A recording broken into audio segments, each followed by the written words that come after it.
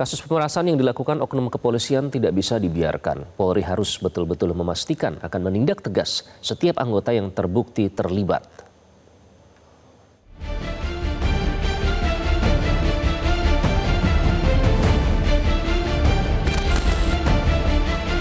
Polda Metro Jaya masih terus mendalami kasus dugaan pemerasan yang dilakukan oleh mantan Kasat Reskrim Polres Metro Jakarta Selatan, AKBP Bintoro.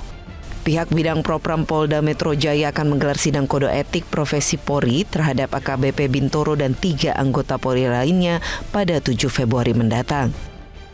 Ini kan rangkaian proses ya, dari awal ada informasi, ada proses klarifikasi, kemudian setelah ditemukan ada dugaan pelanggaran kode etik berupa penyalahgunaan wewenang, dilakukan penempatan khusus sementara, dan nanti hari Jumat akan dilakukan sidang kode etik. Kasus dugaan pemerasan terhadap tersangka persetubuhan dengan anak hingga meninggal dunia ini mencuat pada saat pihak tersangka AN menggugat AKBP Bintoro dan 3 orang rekannya ke Pengadilan Negeri Jakarta Selatan pada 6 Januari 2025 lalu. Kala itu tersangka AN menuntut pengembalian uang 20 miliar rupiah beserta aset yang telah disita secara tidak sah dari kasus pembunuhan dengan tersangka dirinya dan MBH. Kasus dugaan ini kemudian ramai dan menjadi perbincangan masyarakat terutama di jagat media sosial. Kasus pemerasan oleh oknum polisi turut dirasakan seorang warga sipil di Semarang, Jawa Tengah. 2 oknum polisi dari Polrestabes Semarang melakukan pemerasan kepada warga berinisial S.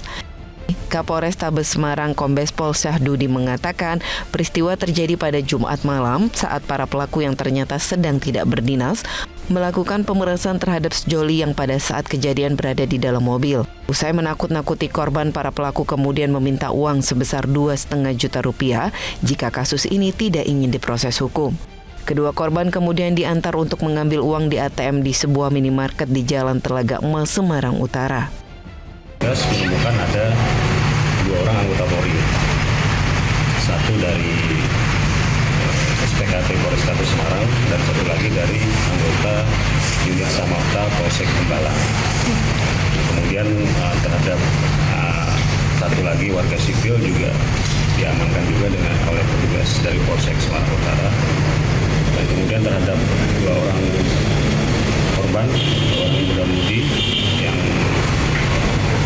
menjadi korban, kemudian juga kita bawa ke Polsek Semarang Utara untuk selanjutnya dilakukan kegiatan klarifikasi dan pendalaman. Di akhir tahun 2024, ada 18 oknum polisi memeras 45 warga negara Malaysia saat menonton gelaran DWP di J-Expo Kemayoran, Jakarta Pusat pada 13 hingga 15 Desember 2024. Belasan anggota itu dari Polda Metro Jaya, Polres Metro Jakarta Pusat, dan Polsek Kemayoran. Dalam kasus ini, Divisi Propam Mabes Polri menyita barang bukti uang senilai 2,5 miliar rupiah yang disinyalir merupakan kerugian korban. Uang itu kemudian ditampung di sebuah rekening khusus yang telah disiapkan. Polri pun telah memberikan sanksi tegas kepada oknum anggotanya yang terlibat dalam dugaan kasus tersebut. Tim Liputan Metro TV. Sementara itu, anggota Komisi 3 DPR RI Rudianto lalu mengatakan Polri harus menindak tegas oknum polisi yang terlibat dalam kasus dugaan pemerasan terhadap masyarakat. Hal itu untuk memberikan efek jera dan menjaga kepercayaan masyarakat. Peristiwa yang berulang, ya, kalau betul itu pemerasan berarti berulang. Peristiwa DWP kemarinnya juga pemerasan. Artinya apa? Perilaku oknum menyimpang yang mencederai, mencoreng citra institusi Polri harusnya diberi sanksi tegas. Pimpinan Polri tidak boleh lagi terkesan melindungi tanda petik. Ketika ada anggota Polri, oknum Polri yang melanggar hukum, yang bukan hanya melanggar hukum, melanggar kode etik, tapi melanggar pidana, maka harus diberi sanksi tegas. Karena kenapa? Ini untuk supaya ada efek jerah, supaya anggota Polri lain tidak berani bermain-main dengan kewenangan yang diberikan negara. Pemirsa, aksi pemerasan yang dilakukan aparat di Indonesia sudah sedemikian akut dan meresahkan. Lantas bagaimana tindakan tegas yang sebenarnya dilakukan Polri? Kita akan membahasnya dengan Arianto Sutadi, penasihat ahli Kapolri, untuk membahasnya lebih lanjut. Pak Arianto, deretan kasus pemerasan ini terjadi kurang dari 2 bulan, Pak. Ada 3 ya peristiwa pemerasan dilakukan oleh polisi. Nah, mengapa para polisi ini melakukan sesuatu yang istilahnya mencoreng nama korps mereka dan berulang, Pak. Mengapa menurut Anda mereka berani melakukan pemerasan ini? Ya, saya kira gini Pak ya, tindakan pemerasan yang dilakukan oleh oknum polisi di lapangan itu menurut pengamatan saya selama saya menjadi polisi ya, sudah 50 tahun yang lalu sampai sekarang masih di lingkungan polisi itu tindakan pemerasan oleh oknum yang di lapangan yang dilakukan oleh oknum polisi itu yang paling sering terjadi ya di antara pelanggaran-pelanggaran Polri yang lainnya. Dan pelanggaran itu yang sangat menarik perhatian publik ya, dan itu pasti akan segera viral sehingga itu mencemarkan nama buruk polisi. Nah, tindakan-tindakan ini kalau pada waktu dulu ya, itu ketika saya masih dinas itu belum ada sosmed itu, walaupun terjadi nggak banyak terviralkan. Tapi sekarang dengan adanya sosmed ini yang begitu rame itu ya, sehingga seakan-akan ya banyak sekali yang terjadi. Itu padahal memang kenyataannya memang banyak oknum polisi yang masih belum baik itu ya, karena anggota polisi kan jumlahnya banyak dan kemudian polisi itu tugasnya kan di lapangan yang langsung berkaitan dengan kepentingan masyarakat semuanya itu, dan kesempatan untuk melakukan pemerasan itu sangat besar sekali.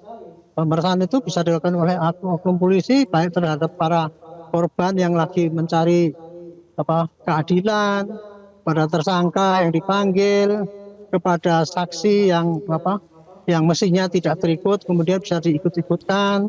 Kemudian ada orang di lapangan yang mestinya hanya melanggaran sedikit tapi kemudian ditangkap dan kemudian diancam-ancam, ditakut-takutin oleh oknum yang nangkep itu dan kemudian dimintain duit belakangnya. Itulah pemerasan namanya. Itu jadi ini memang tindakan yang paling banyak terjadi oleh oknum polisi di lapangan. Nah, untuk itu maka di lingkungan polisi itu sebenarnya pengawasan itu sudah sangat super ketat ya teorinya gitu. Pengawasan internal maupun eksternal. Kalau internalnya itu oleh kode etik, aturan disiplin, kemudian oleh atasannya, oleh lingkungannya dan sebagainya. Dan untuk eksternalnya misalnya oleh Kompolnas, oleh DPR, oleh Ombudsman, oleh Komnas HAM dan sebagainya itu. Dan sekarang sosmed yang sangat dahsyat untuk mengontrol itu. Tapi sayangnya ya fungsi pengawasan itu sekarang masih kurang efektif. Buktinya masih banyak lagi orang oknum-oknum yang tidak kapok dan ikut-ikutan. Sudah tahu kemarin itu peristiwa begitu mencoreng polisi, sekarang masih melakukan juga. Apalagi yang Semarang itu ya. Seorang senior itu menurut saya L2 dua-duanya. Masa nangkepin orang yang lagi pacaran kemudian diperes dengan dimintain duit itu. Dan ketika saya dulu dinas kayak yang seperti itu banyak terjadi juga Pak gitu. Di tiap-tiap daerah ada celah-celah di mana polisi itu bisa mencari sasaran untuk pemerasan itu. Nah, itu bisa dikurangi apabila pengawasan oleh atasannya langsung itu kuat Pak, ketat. Tapi manakala itu lemah, apalagi atasannya sendiri nggak begitu care pada itu, pasti tindakan pemerasan itu akan banyak terjadi. Atau yang dikhawatirkan atasannya juga mungkin melakukan tindakan yang sama mungkin ya, dikhawatirkan seperti itu. Pak Arianto, artinya sanksi sebenarnya sudah dilakukan, pengawasan sudah dilakukan meskipun masih belum optimal. Nah, soal sanksi Pak, ini banyak yang menyorot soal sebenarnya tadi Anda bilang itu soal etik dan pidana, etik dan disiplin sudah dilakukan. Tapi ternyata tidak menimbulkan efek jera. Apakah artinya sanksi tegas ini harus berupa pidana karena itu juga merupakan tindakan pemerasan dan korupsi, Pak? Itu teorinya ya, anggota polisi itu kalau melanggar itu tidak hanya kode etik dan disiplin. Kalau pelanggarannya itu pelanggaran pidana, anggota Polri tunduk pada pidana umum ya. Jadi kalau polisi misalkan itu melanggar disiplin, tetapi tindakannya disiplin itu adalah melakukan pemerasan, itu berarti melanggar pidana Pak, itu ya. Melanggar pidana pasal pemerasan 368. Di mana kalau pemerasan itu dilakukan oleh anggota polisi, hukumannya bisa 7 tahun. Dan apabila pemerasannya itu bersekongkol 2 orang atau lebih, bisa 9 tahun itu. Hanya selama ini kebanyakan apabila polisi melanggar seperti itu, yang diekspos keluar itu, wah sudah di etik, kemudian sudah dipecat dan sebagainya. Tetapi hukuman kepada proses pidananya kebanyakan tidak terviralkan gitu, sehingga disangkanya tindakan itu tidak sampai kepada pidana yang diterapkan pada anggota polisi yang melanggar tindakan pidana. Baik, dan itulah yang tidak dianggap menjerakan. Sebenarnya sudah dilakukan tapi tidak terekspos ya. Baik, Kurang terima terekspos, kasih. ya. Baik, terima kasih Pak Arianto sudah bergabung dengan Selamat Ya. Pagi Indonesia. Sama-sama. Kita harapkan ini yang terakhir ya Pak ya. Semoga ini menjadi efek jera dan jangan ada lagi masyarakat yang menjadi korban dan institusi Polri juga bisa segera bersih-bersih dengan lengkap begitu. Terima kasih Pak Arianto. Dan pemirsa Selamat Pagi Indonesia akan kembali sesaat lagi dengan informasi terkini lainnya hanya untuk Anda, tetaplah bersama kami. Jelajahi cara baru mendapatkan informasi. Download Metro TV Extend sekarang.